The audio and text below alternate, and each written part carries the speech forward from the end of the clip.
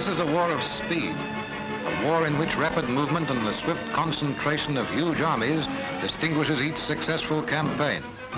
Thrusts and penetrations by mobile columns, the immediate consolidation of new won ground, and the organization of far-stretching lines of supply are essential features of the modern panzer battle.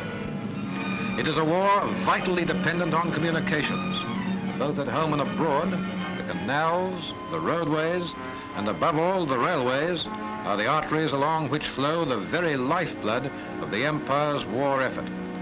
In the defense of Britain, the railways play their part. Along shining steel rails, the giant naval Bosch buster takes its morning stroll to vomit a ton of steel and explosive at the imaginary Hun. And it's down a branch line that this armored train manned by Poles makes its daily reconnaissance. The men who man and maintain our military railways are trained at one of several railway training centers.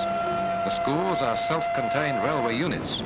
They have their own system of tracks interconnected with the civilian companies on which the sappers maintain a local goods and passenger service. Down at end of tracks, a new cutting is being surveyed and excavated. These tractors are the mechanized picks and shovels of the army.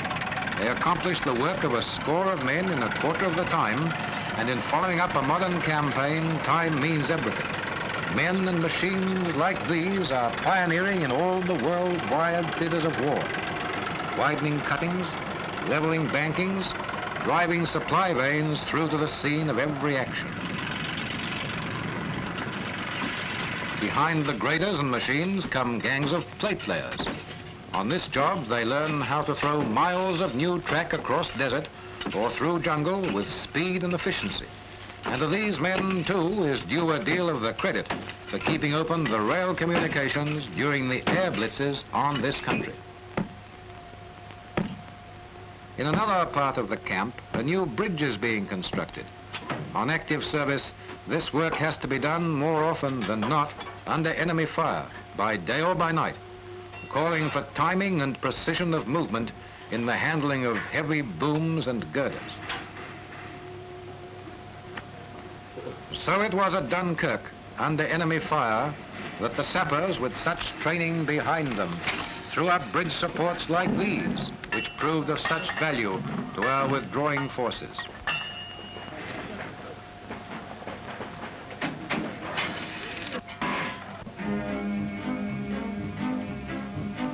The theoretical and administrative side of training is taught by lectures and the use of models.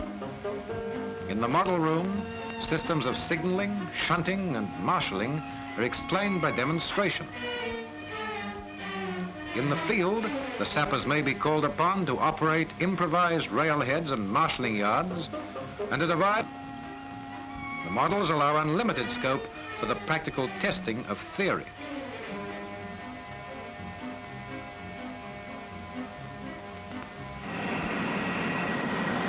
Training school has its own foundries and workshops.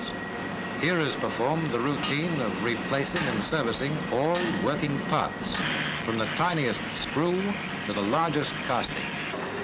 The men who guide these machines are army craftsmen, and every opportunity is given to further knowledge by practical experience.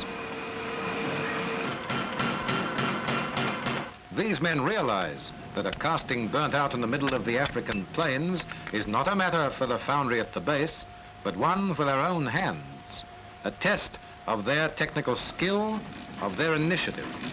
They must know intimately every type of crane and lifting gear. They must have the skill to handle outsize or super heavy loads. That knowledge and skill is attained by instruction and hard application in the shunting yards. When the sappers are called upon to embark a BEF from some railhead, they will do so with the confidence and easy ability of long practice.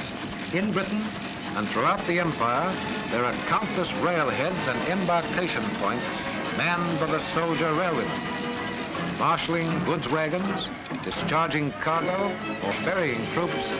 They are the Army's handymen. Behind the victories of the Libyan campaign, the restoration of Abyssinian independence, the Battle of Syria, and our action in Iran, lies the story of empire military railways, a story of construction and maintenance, ferrying and supply, in tropic heat and winter snow, maintaining the rhythm of a mighty fighting force against every obstacle devised by man or nature.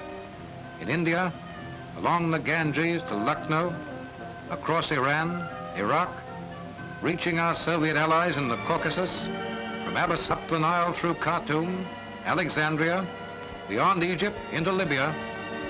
Along metalled roads, steam brings food and supplies, arms and munitions, news and hope to the very outposts of civilization.